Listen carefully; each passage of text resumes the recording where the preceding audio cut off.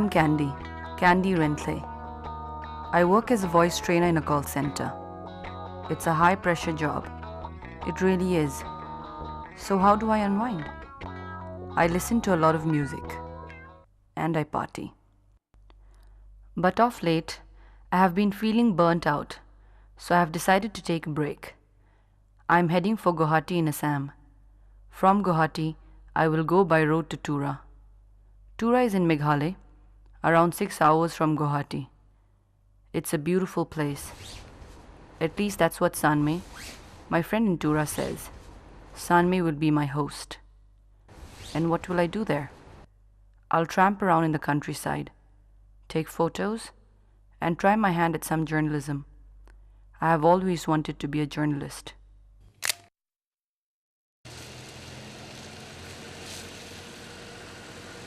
I had taken the train to Guwahati, and now I was on my way to Tura in the West Garo hills of Meghalaya. Meghalaya means abode of the clouds. An abode of the clouds it certainly was. It was heavenly. I could feel my frayed nerves healing already.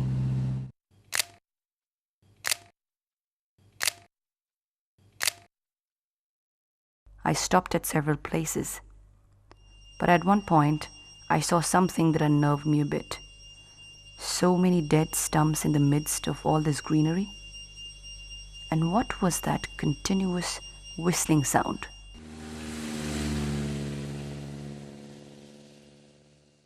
It took me a while to hunt out Sanme, my friend. Hi Sanme, how are you?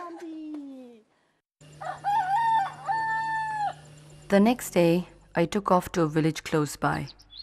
It was a bit eerie. There were very few people around. Must have all gone to work in the fields. But the houses, right out of an Asterix comic book.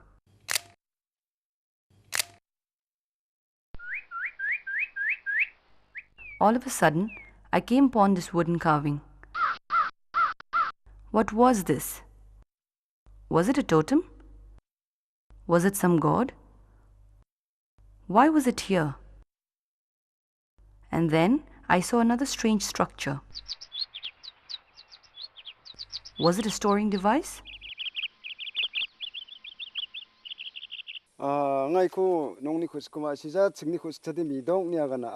I tried to get an explanation.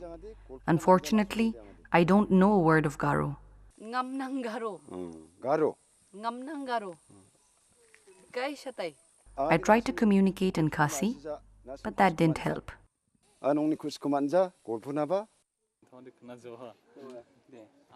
I walked to the other end of the village and came across what looked like a meeting.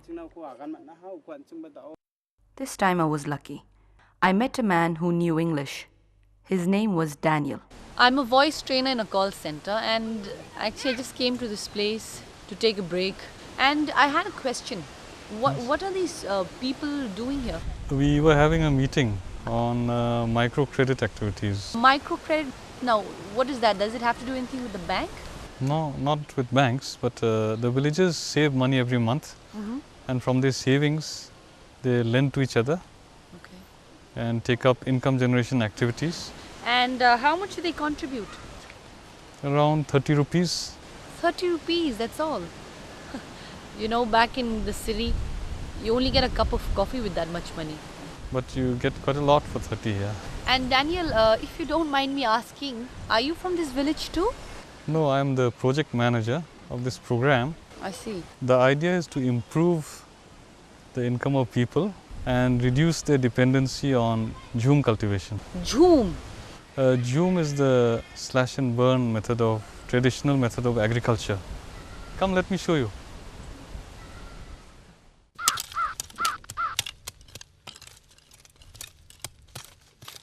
This was a forest a year back.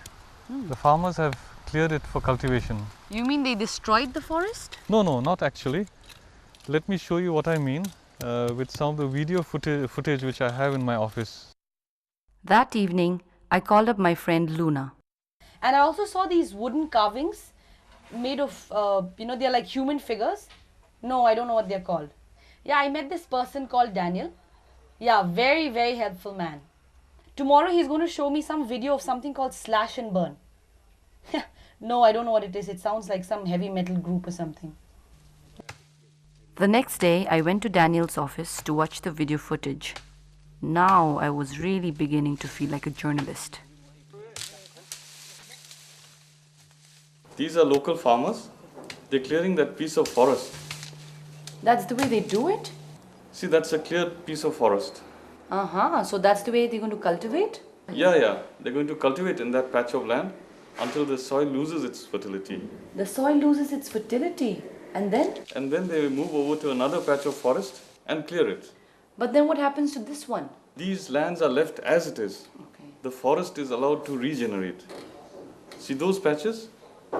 They're regenerating forests. And how long does it take for the forest to regenerate? Around 10 years. Okay, so which means that they'll come back after 10 years and cut these forests again? Exactly. And this is what you mean by slash and burn? That's right. I understand the slash, but what about the burn? After clearing the forest, they burn it to clear the weeds and also to prepare the soil for farming. I see. So do they use pesticides or, anything, fertilizers? No pesticides, no fertilizers. It's all organic. Wow, so that seems like a good system to me. There's a problem though. With increasing population, there are more mouths to feed. So larger areas of forest have to be cleared. And the Northeast has some of the best forests in the country. I wanted to know more about the forests here. Daniel told me that I should meet somebody called Perry Marak. Hello? Yes, am I speaking to Perry Marak? Hi Perry. Yes, my name is Candy and I'm a visitor here. And I was speaking to Daniel. Yes, Daniel Inti. And he suggested that I speak to you. Yeah, I wanted to know about the forests here. I was wondering if it would be possible for you to meet me. Yeah, day after tomorrow? A day later, Perry and I drove up to the forests nearby. Perry was with the same program that Daniel was with. He had a master's in botany and had specialized in forest ecology. Wow, Perry, such thick forests. Kindi, Meghalaya is comparatively heavily forested. Okay. About 45% of the state is covered by forest. Is that a lot? Yes, of course. Comparing to the whole of India where it is only 20%. So in the entire India has 20% of forest. Of course. And here we have 45%. 45%.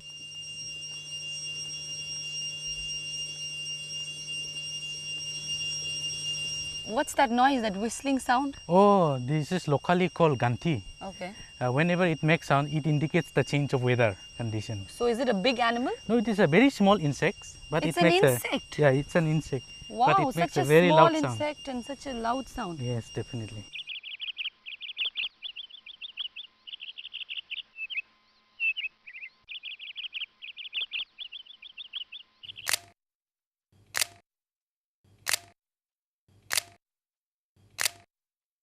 Perry, Yes? this wildflower here, do you know its Yeah, name? this plant is from Mimosi family. Mimosi family? What is Yes, that? yes. See, there are lots of flowering plants in this region. In Khasi Hills alone, in around Cherrapunji, there are about 2,000 species of flowering plants. Wow. And then 150 species of ferns. Ferns? And about 150 species of grasses. Meghalaya is rich not only in plant life but also in animal life. Really? Wildlife you can find like elephant, hulok gibbons, barking deers, Yeah. and hornbills, and 5 of them are endemic to this region. Candy, this is one of the water source. Okay. Yeah, in these mountains you can find many of such small water source. Okay. And how are they formed? Where do they come from? Because of the forest cover out here, when it rains, because of this vegetal cover, these waters are retained out here. Perry, what happens if the forests are gone? If the forests are gone, these water sources will no more be there, and then the rivers are also will dry up.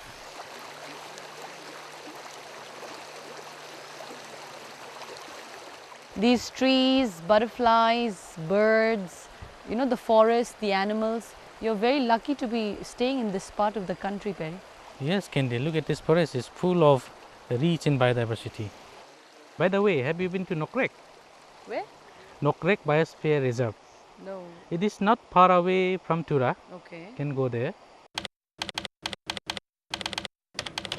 That evening, I googled furiously and hit biodiversityhotspots.org.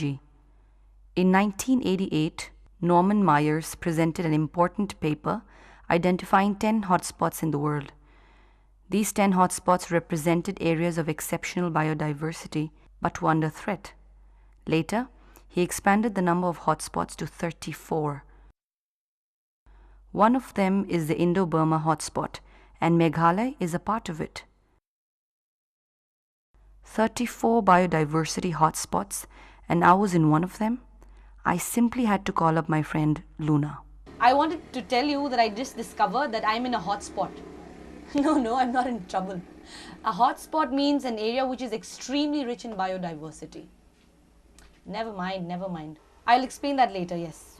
What am I doing tomorrow? Yeah, I'm going to this place called Nokrek. The next morning, I went to Nokrek. As I had expected, the forests here were very dense.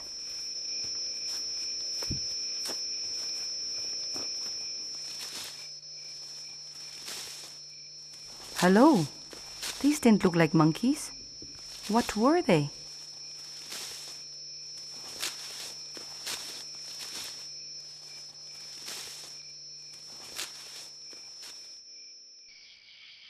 I trudged on and saw something which I had never seen so far. Dense forests cleared for cultivation. It looked as if somebody had used a razor on the hillsides. Adjoining the cleared area were what looked like pristine forests. Maybe these would be the next to go. Ahead, I came across this board. Why was entry restricted? The journalist in me was now fully aroused. Late that evening, I found myself with Probistine Marak, the divisional forest officer. Are you proceeding to some other places also from there? Over? From Turatik, we are proceeding to Nokrek side. Over. Mr. Probistine, today when I was at the Nokrek area, I saw some animals which looked like monkeys. Are they really monkeys? May not be. You must have seen hulok gibbon. Hulok gibbons? Recently we have conducted the census and we found there are about 301 Wow. hulok gibbons. By the way, we have seen Memang Narang in the area. Memang Narang? What is that? Actually, this is the citrus species, only citrus species which is found in the area. The scientists, they say this is the most primitive citrus species, and other citrus species originated from this species. When I was moving around the Nokrek area, I saw a board which restricted entry. Why is that? That is called the core area of the Biosphere Reserve. Biosphere Reserve? Yes. What is that?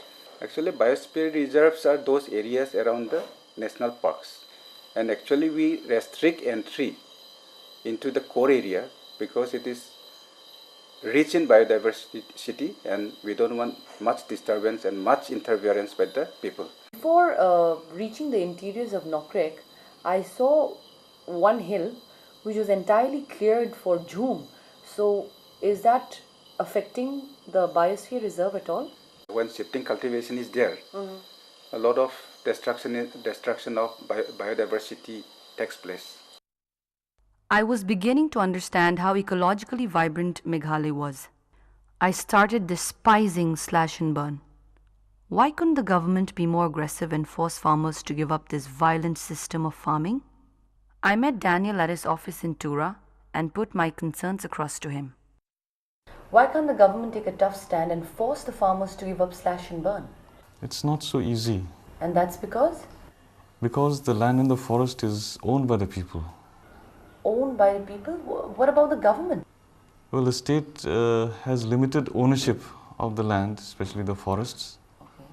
And like in the rest of Northeast, most of the forest and the land belongs to the community, whereas in other parts it belongs to the government. When you say most of it, how much are we talking here? Almost 90%. So the government does not have a very big role.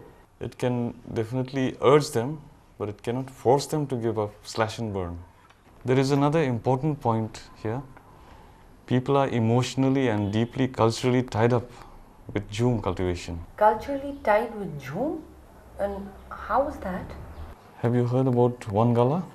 No. What is Wangala, right? What is that?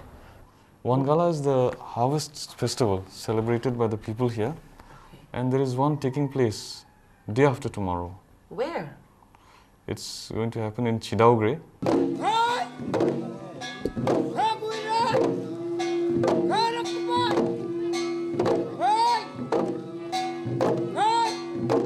A day later, the people of Chidaugre were celebrating Wangala, and I had the opportunity to get a ringside view.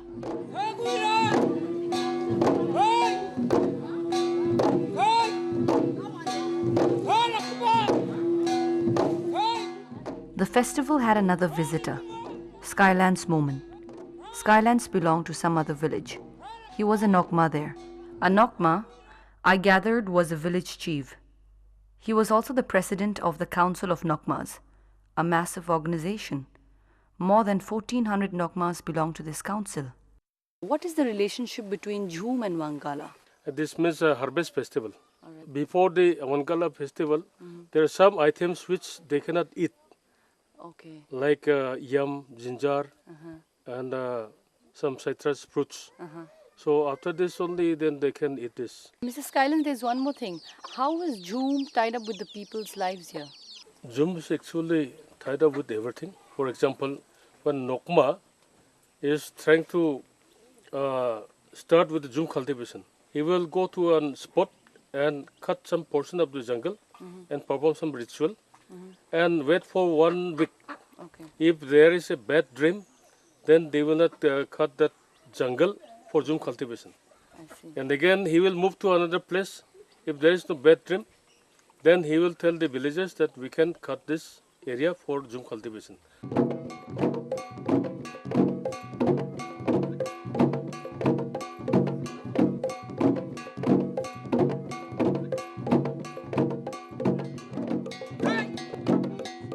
By now, one thing was clear to me. Jhum was not just a farming technique. It was a way of life, a part of the culture of the rural communities here. Would they ever want to give up Jhum? I now had strong doubts. What then was the solution? Perhaps I needed a closer look at the program that Daniel was trying to implement. The next day, I accompanied Daniel to one of his field trips. Once again, I saw a group meeting in progress. I recalled what Daniel had told me. Members would make small monthly contributions. As collective savings grew, they could take loans for some income-generating activities. Grages had started a little shop, as had Mahua, Melina, and Joshua. Plansing was running a food processing unit. Leland had bought 3 cows, while Mimoni had a small vegetable shop. I have a question though. How has this got to do anything with reducing Jhum?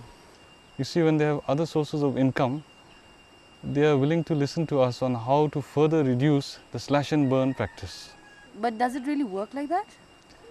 Yes, it does, but there is something more to the program. What is that? You see, infrastructure projects. Infrastructure projects? Yes, that is, now they are building their own roads, culverts and bridges. Seriously? You must be joking. Yes, it's true. You can go and see it for yourself.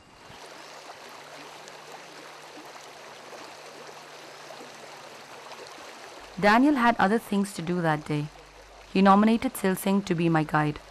Silsing was from a village nearby and he knew Hindi. We trekked 1.5 kilometers to the road construction site.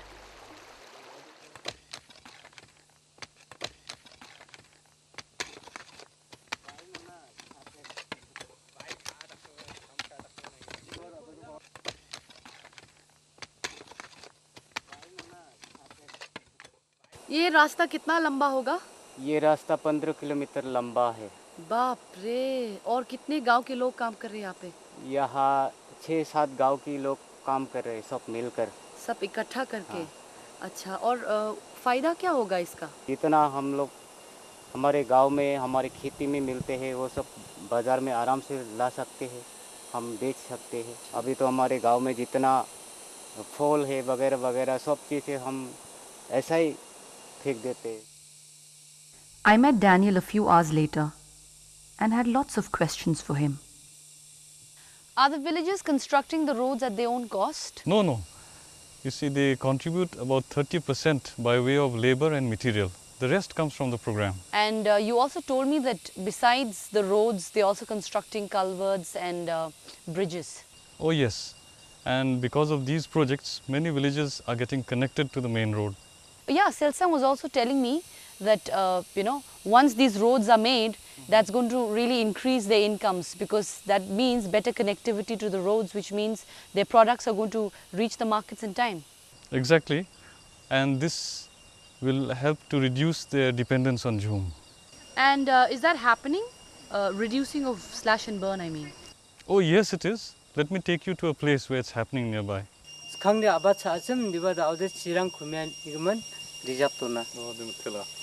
This is Thrisan Sangma. He is a farmer from this place. He is saying this entire mountain is a permanent forest now. Earlier they used to cultivate here, the Jhum cultivation, but now they don't do it anymore. So the program appeared to be working. I was now hungry for numbers. Daniel and I went back to the office. He had all the numbers in a PowerPoint presentation.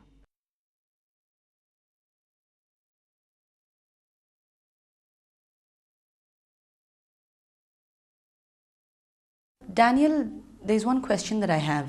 How do these groups manage their own activities, I'm sure they have to decide who needs to be given a loan, the repayments have to be decided, and they have to decide where roads need to be built. Well, they've all been trained.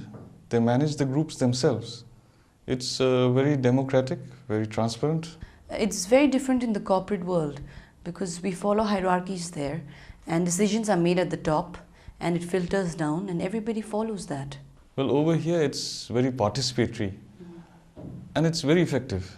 Have there been any cases of corruption or misuse of the funds? Yes, there have been, and in those cases, the members have got together themselves and removed those treasurers and secretaries who were involved. I think the management mandits should come here and study the systems, as they did for the Dabba Walas in Mumbai. Well, I get surprised too sometimes. In the beginning of the project, I had my doubts, whether the groups could manage the activities themselves or not. But today I have no doubts at all. By now, I was convinced of one thing. Villagers here had a special quality. They had the ability to come together and work collectively. Perhaps it was a part of their tradition, their history, their culture, which is why the program appeared to be working. But I still had my doubts. Northeast is such a vast area, and you're running this program in just one district, right? It is actually being implemented in 6 different parts of the Northeast. Still, Daniel, 6 different areas is like a drop in the ocean. Yes, it is. But when this program ends, the various governments would replicate the program in all the districts in the states. So it's like a lab experiment. Yes, precisely. But the doubts persisted. How could such a massive program be implemented effectively? Would the government even understand the program well?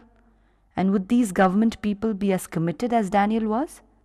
I was immersed in these thoughts when I suddenly saw something that I had seen on the very first day.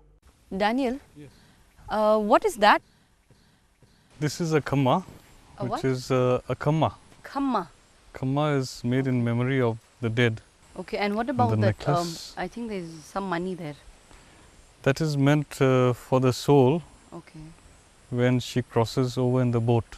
She has to pay the boatman. I see. This is for the boatman. That's very interesting. Yeah. All right. And so all these are her clothes, and I can see her sandals. Even the hoe, which she uses in the Jhum fields. I see. Oh, okay, I can see it. It's right there. Yeah. Okay, and what about this this thing here? She used to use that bottle gourd for drinking water. Out in the fields. Yes. So this is a part of her attire. Yes. And Daniel, what's that? This is the midong. What is it called? Midong. Midong. All right. That means keep the rice. Okay. So when somebody dies, all the family members bring an ear of paddy and tie it here in her memory. Every household contributes an ear of the paddy from the field. Wow, that's in her memory. So every household. Yes, because the whole family in groups, they used to work in somebody's house first, then another household's field, I see. then maybe the third household's field. Okay. So in that way, everyone has worked in everyone's farmlands or the jhum plots. I see. My vacation was nearly over. That evening, I did all my packing, and then I called up Luna. Hey Luna. Hey, how are you? How are things? Great. Yeah, I'm leaving tomorrow. I've had a blast. Totally chilled out. Yeah. But you know, I wish I had some more time here. Yeah, but I also miss the big bag world. Yeah, I haven't partied in such a long time.